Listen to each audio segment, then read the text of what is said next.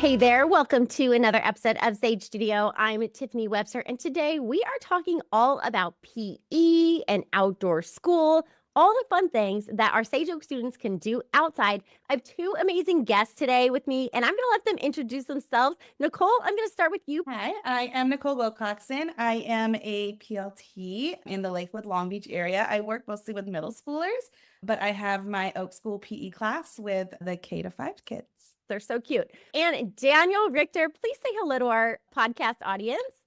Hello, podcast audience. This is Daniel Richter. I'm a PLT Plus as well. I'm in the Murrieta Temecula area. I also deal mostly with the middle school kids, but I've got the PE class that is for the younger kids. And I've been with Sage Oak this is my 4th year now. Okay, awesome. Gosh, time flies. And just for anyone else who is not familiar with the PLT, it's Personalized Learning Teacher, right? Part of our personalized learning program, which is all about providing these unique learning opportunities with kids. And I love that today we are diving in to the PE side of things, because I'll tell you, PE is one of these things where everyone wants to get the kids outside. They want to get the kids being healthy and active, but if you're at home as a parent in an independent study program, you might not always know what to do if you don't have your kids involved in other activities. Why is it important to make sure that you're including PE and activity into your weekly instruction? Absolutely. I feel like it's something that's very easy to overlook nowadays. And so just getting the kids outside, it makes them focus more. It keeps them healthy. It teaches them those life skills that they hopefully carry on through their adulthood, but just making sure that they're out and moving and finding what they love, because I feel like that's one of the big things why people stop being active, is because they can't find something that they love to do and that keeps them outside. Do you find that too, Daniel, with the middle school students and some of the elementary students that you work with? Do you feel like they've got this need to get out a little bit? For sure. There's a lot of students, especially in our population of students, that are doing a lot of sports, and our kids that are involved in travel sports and things. But yeah, getting out, even just the socialization part of it. I think one of the things that is really important that you said is that there's a lot of students who are involved on teams in organized sports, but there's also a lot of kids that aren't. And the ones that aren't may not know yet what they're interested in. So, Daniel, how do you help kids to discover what it is that they're interested in doing? Yeah, you're totally correct. The kids that are already involved in sports are already doing their thing. And so the parents that have a kid who's not quite sure what they're doing get to bring them to us, and we're introducing them each week to something new. I think that organized sports or individual sports are so important because you just learn how to work as a team. You learn how to be a sous chef. You learn how to be like a line cook, all that, taking your role in the team. So we introduce different things like flag football, soccer, ultimate frisbee, and disc golf. We do different tag games. So different things that they might not have. Maybe they don't have a volleyball net in their backyard, but now they can come once a week and play volleyball with us. So it's all about introducing them, like you said, to these new activities, new sports that they may not know of or may not have the equipment to try on their own. Is the same for you, Nicole? Do you find that a lot of the kids that you work with are just trying to explore things for the first time? Yeah, I have a lot of kids that have not done anything. Even with my little kids, like some of them don't know how to play Duck Duck Goose. So we play Duck Duck Goose. We play other just like fun playground games that they love, just playing tag. I had one of my first graders.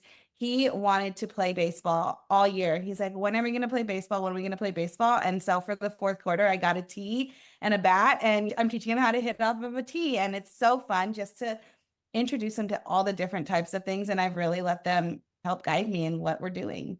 I love that. I think, again, it just speaks to the fact that even in a PE class, Sage Oak teachers are going the distance to add in that personalization.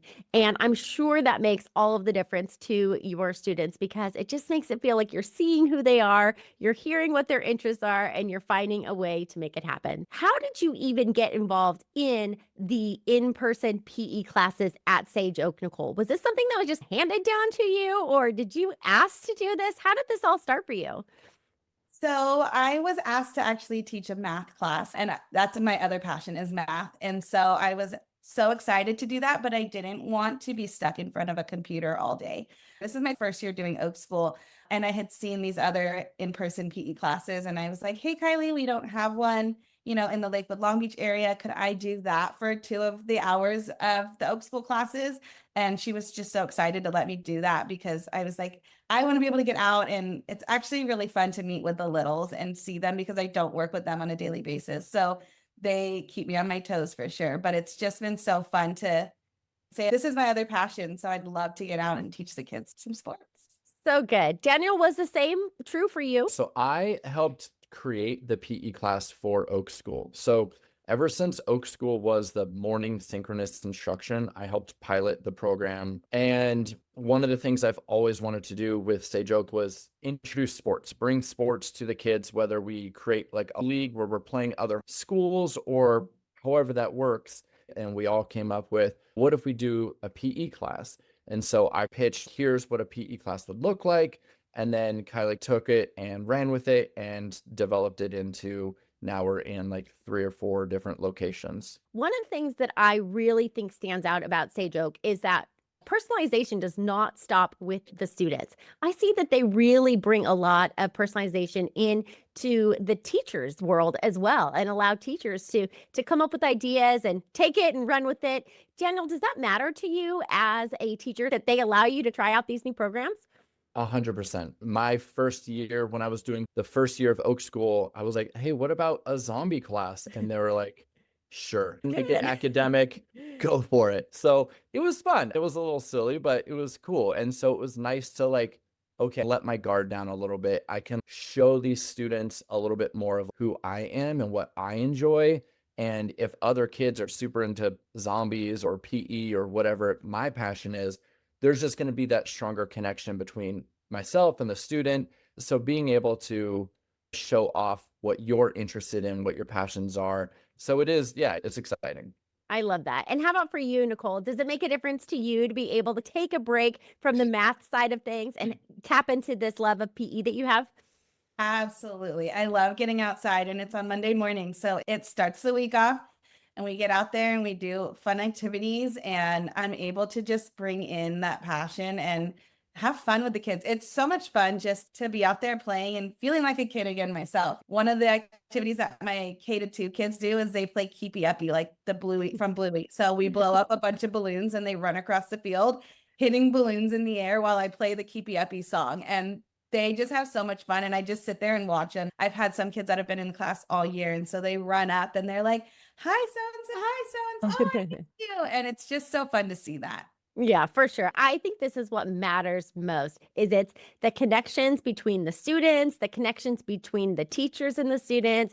I think it must make parents feel so good when they show up to some PE activities that maybe they're feeling a little bit intimidated to teach. And here you are just so enthusiastic about it, so excited about it, creating all these special moments, personalizing the games and activities for the kids. I think it's really special. So I'm so excited to dive in and let's do that.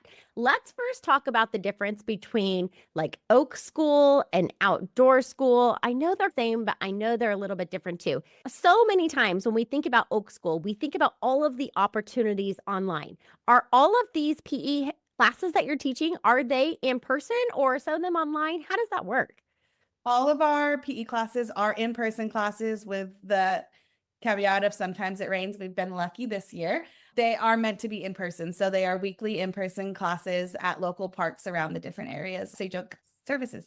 Okay, and Daniel, tell me a little bit about outdoor school. How does outdoor school differ than other Oak School classes? So outdoor school actually started as hiking club last year.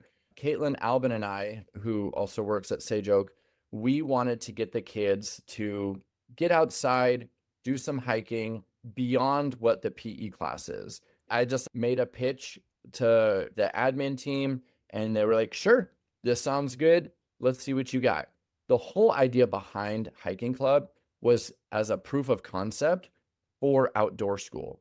Hiking club was never the end goal. It was, would anybody come with us to hike in the woods? Would any parent bring their third grader with us to go on hikes in different spots around Southern California? was very successful. We had a lot of parents, a lot of involvement from the students. So then after a year of hiking club, I presented we should make this outdoor school one of the classes that I teach for Oak School. So outdoor school is half a hike and half survival skills. So we'll go on hikes around Murrieta. We've got one in Los Angeles. This Friday is Anaheim. There's one around Arrowhead at Lake Gregory. So we're doing these different hikes around Southern California, again, where Sage Oak services. And as we're hiking, we'll try to point out different land features and just discuss different things. It's also an opportunity for kids to hang out. And kids are just like socializing, picking up sticks and playing swords and doing things that like kids should be doing. And then when the hike is done, we pull over to a flat spot and we'll teach them how to purify water or how to do emergency first aid using nothing but sticks and a scarf, or how to tie knots, or how to read topographic maps. So outdoor school is more like a light, Like a little survival school, like you were saying, this combination of like getting outdoors, but also learning some skills while you're doing that. exactly. I Yeah. love that. Okay, so are parents going along on these hikes, or are they just meeting They you at the have to. location? They have to. Yeah, yeah. Okay. That's one of the rules, is that the parents have to come, and we will generally have staff in front with a walkie-talkie, staff in the back with a walkie-talkie. Both of us have all the gear. Our bags are loaded with Band-Aids and everything else. And we're just cruising along, pointing out different things, talking about the principles of leave no trace behind. So our kids are staying on the path. Last year we had a hike and there was like 40 tarantulas at the Santa Rosa Oh Plateau. my gosh. It was super cool. Like, I've never seen a tarantula in real life, and now I've seen all of them. So it was Yeah. fun for the kids to have that experience. And you're having, I think, being out of school and not having, like, you don't have to wear your polo shirt. You're wearing more like outdoor kind of athletic gear. It lowers everybody's walls and guards. So the kids just kind of see you as a guy you're hiking with. And so when you're both freaking out over these giant hairy spiders, it's like a real moment between you. Yeah, I love that. I don't think you can say enough about the connection and the bonding that happens on these hikes, even just within the course of a few hours, right? The Right. kids do get really close to one another. They get that connection to you. They get the connection with all the other adults that are there, and that whole feeling of community that's happening. Like, we're in this together. We're all in this hike together, which is great. And always good for the ones that are struggling to know that they're Yeah. in it together. We're all going to cross this finish line together, which is such a good thing. It's really cool. I've been teaching the Oak School classes for a couple years now, and I've got some students that have been with me for every class, and now they can meet me in person, Mm. and they show up to a hike. I'm like, oh my gosh, I've had you 3 years in a row. You're a real human being. This is super cool. That is super cool. I love Yeah. that. I bet they love it too when you're in real life. That's so cool. Okay. And so with outdoor school, are these hikes, do they happen in a series? Do they have to sign up to go on 5 hikes at a time? Did they just sign up as they're listed? How does that work? Yeah, it's a la carte type deal. Okay. This year we did a little different. So each hike was a field trip. You go on this hike and you learn this class or this survival skill. And then if that's the only one you go on, cool. And you learned one thing, you went on one hike. We had a family who went on all 5 in the first quarter. So their student got to learn all of the things and got to go on all of the hikes. You can do as many or as little as you want. And there's no rules for you have to do this one first or any of that. Okay. You can just sign up for what you want to go on. That is so cool. Exactly. Nicole, how does it work with your program with Oak School? Are your kids signing up for a semester at a time, or do they just drop in as well on the days that they want to join in? So for the in-person PE, they are by quarter. So they Okay. sign by quarter. I try to rotate some of the sports. We didn't do ultimate frisbee in third quarter, and now we're doing it in fourth quarter. Again, T-ball, that was something that was new this fourth quarter. So I try and rotate the sports, but they do sign up by quarter. And if they wanted to find out about what activities are being offered, do you post that in the Oak School catalog that says, okay, this quarter, this is what we're covering? It's posted in the syllabi for each quarter. So yeah, they could go on and see before enrolling what classes are spending time on the different sports. Okay. Yeah. So if a I'm not parent wanted to know more, they can go online to the sageoak.education website. They can look for Oak School, and then they can find what the Oak School offerings are. Okay, so for you, Daniel, if parents wanted to find out more information about outdoor school and sign their students up for that, how would they go about that? Yeah, the same exact way that you would look up any other Oak School class. And yeah, I've got a syllabus and it'll say, okay, this hike, it'll tell you the distance, it'll tell you if it's a moderate, if it's a super easy one, what skill we'll be going over that hike. So basically the same way that you'd be looking up any other Oak School class. Okay, I think that's going to be really helpful for our parents because they can just find the one that is the right way for them to get started. If this is a whole new type of program for them, they can choose by grade level, they can choose by the different activities, they can choose by how strenuous something might be, and as well as the location. Daniel, you're mostly in the Temecula, Murrieta area. Nicole, you mentioned that you have a lot of PE activity in the Lakewood, Long Beach area. And then I think, was it the Redlands, Rancho Cucamonga area is another region? Okay. Yeah, then there's a PE class out in Rancho. Awesome. Perfect. I am so excited that this is yet another dimension to all of the offerings of Oak School. I know that our families and our students absolutely love these classes. They love all the things that you are offering and bringing to the table. So I would definitely say encourage your other fellow coworkers, start thinking of fun ideas and just go for it because the kids and the students and apparently the teachers are having a very good time, which is so good to see. Thank you so much, both of you, for coming on the podcast today. And anytime you want to talk about any of the hikes or some of those crazy adventures, I know you've got stories. And so we would love to hear them. Tarantulas and all, bring your stories back to the podcast. We love it. Anytime. Thanks so much for joining us on Sage Studio. We will see you on the next one. Thank you.